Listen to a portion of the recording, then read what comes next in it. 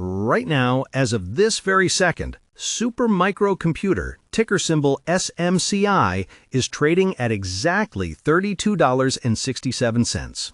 We are looking at a market that is trying to decide whether this company is a deep value bargain or a falling knife, with the stock currently showing a slight intraday decline of roughly 0.58% amid choppy, indecisive volume. The air around this stock is thick with tension, the kind you usually only see before a heavyweight fight or a federal indictment. Most people looking at this chart see a disaster.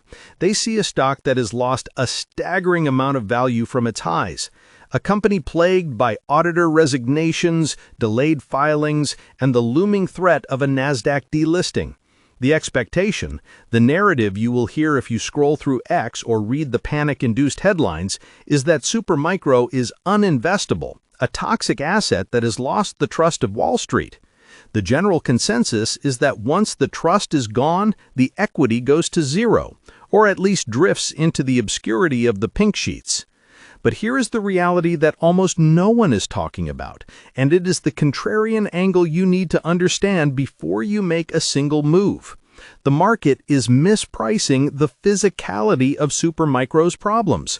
While everyone is obsessed with the accounting drama, which is serious, don't get me wrong, the actual business reality is that Supermicro is currently sitting on one of the largest physical inventories of liquid-cooled server racks in the world, specifically designed for the NVIDIA Blackwell chips that are about to flood the market. The reality is that the demand for their specific engineering has not evaporated, even if their auditor did. The disconnect between the corporate governance nightmare and the operational necessity of their hardware is creating one of the most dangerous yet potentially lucrative setups we have seen in the semiconductor supply chain in years. Let's strip away the noise and look at the actual price action we are witnessing today. This $32.67 level isn't just a random number. It is a battleground. We are seeing massive volatility compression right now. After the initial euphoria of appointing BDO USA as their new auditor, a move that briefly sent the stock ripping higher, we are seeing the sell the news fade. This is classic market psychology. The traders who bought the rumor of a new auditor are dumping their positions on the retail investors who are just now reacting to the headlines. You can see this dynamic playing out if you look at the order flow. The volume is elevated, but the directional conviction is gone. It's a stalemate. When you compare this to the price action of NVIDIA stock, you see a stark divergence. NVIDIA is trading on forward earnings and AI dominance. SMCI is trading on survival probabilities. The correlation that used to exist between these two, where SMCI would move in lockstep with NVIDIA, has completely broken down.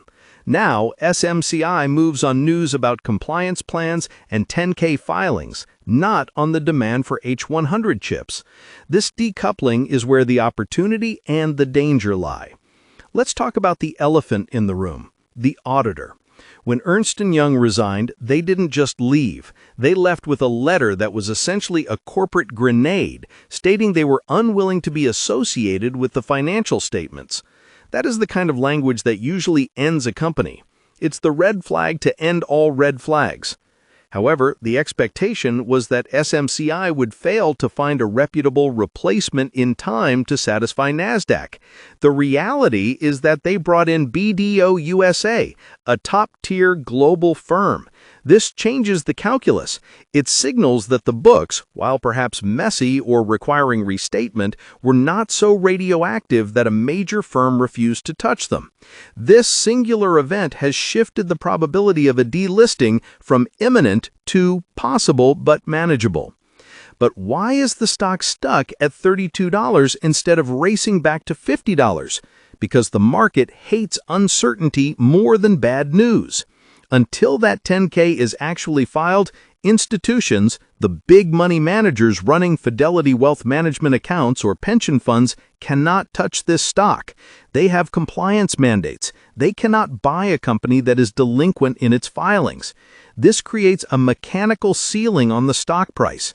You might have retail traders on the Robinhood app or SoFi Invest buying the dip, trying to catch the bottom, But without the heavy artillery of institutional capital, the stock struggles to break resistance. This brings us to the operational meat of the analysis. What is happening with the business while the lawyers argue? Supermicro isn't just a box mover, they are the architects of the Lego blocks of the AI revolution. Their entire business model is built on modularity. They can take a new chip from NVIDIA or AMD and build a server rack around it faster than almost anyone else in the industry. This speed is their moat. But recently, we have seen cracks in the armor. The gross margins are compressing. In the most recent data we have, margins are expected to drop significantly. Why? Because the cost of building these liquid-cooled high-density racks is astronomical, and the competition from Dell and HPE is intensifying. Think about it this way. If you're an online investment enthusiast looking for the next big AI play, you have to ask yourself if SMCI has pricing power. The recent margin guidance suggests they might be buying revenue, selling servers at lower profits just to keep market share. That is a dangerous game when you're burning cash, and they are burning cash. The inventory buildup required to support the new Blackwell chips is tying up billions of dollars. If you look at their cash flow statement, it's ugly.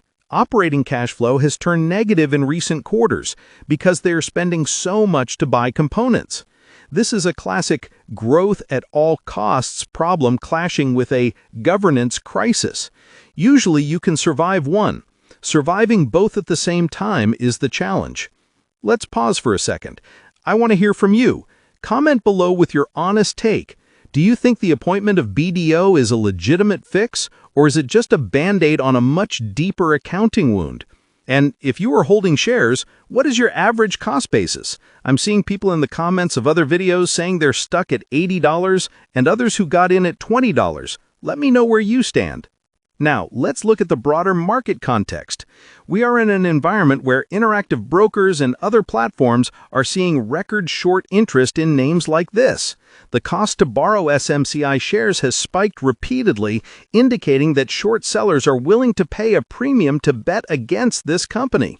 This creates the potential for a massive short squeeze, but only if a positive catalyst hits. A short squeeze isn't just a buzzword, it's a mechanical function of the market.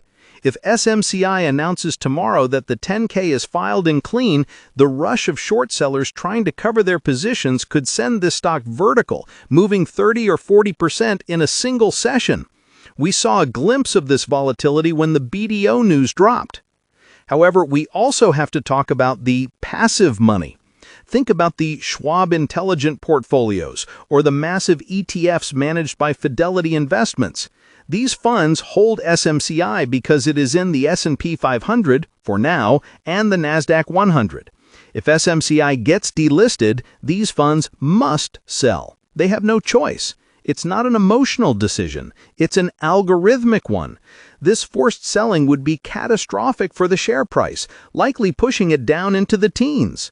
The deadline for compliance is the sword hanging over the stock's head. The filing of the compliance plan buys them time, but it doesn't solve the problem. They still have to do the work.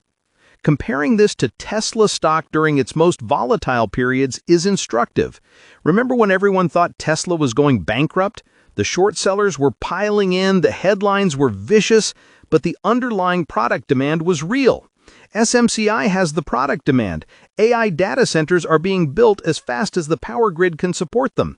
But unlike Tesla, SMCI doesn't have a cult of personality CEO who can rally the retail base with a single tweet, and they don't have the same vertically integrated margins. They are a hardware integrator, which is a tough, low-margin business at the best of times.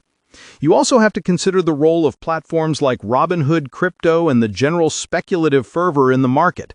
There is a segment of the market that treats SMCI like a meme stock, trading it purely on momentum and volatility. This creates noise in the price action. You will see sudden spikes on no news, driven by options activity and gamma squeezes. If you are using Fidelity trading platform or Interactive Brokers trading tools, you need to watch the options chain. The open interest on the put side is massive, acting as a magnet for the price. Let's go deeper into the technology because this is where the bull case lives or dies. Direct liquid cooling. This is the tech that SMCI has bet the farm on. Traditional air cooling, fans blowing air over chips, doesn't work well for the new generation of AI processors. They get too hot. You need to run liquid directly over the chip to keep it cool. SMCI claims to have a lead in this manufacturing capability. If, and it is a big if, they can prove that their DLC racks are superior and can be deployed faster than Dell's, then the accounting issues become a historical footnote. NVIDIA Gen CEO Jensen Huang has publicly praised SMCI in the past. If that relationship remains intact, SMCI survives. If NVIDIA shifts its allocation to Dell because they're worried about SMCI's financial stability, then SMCI is in serious trouble.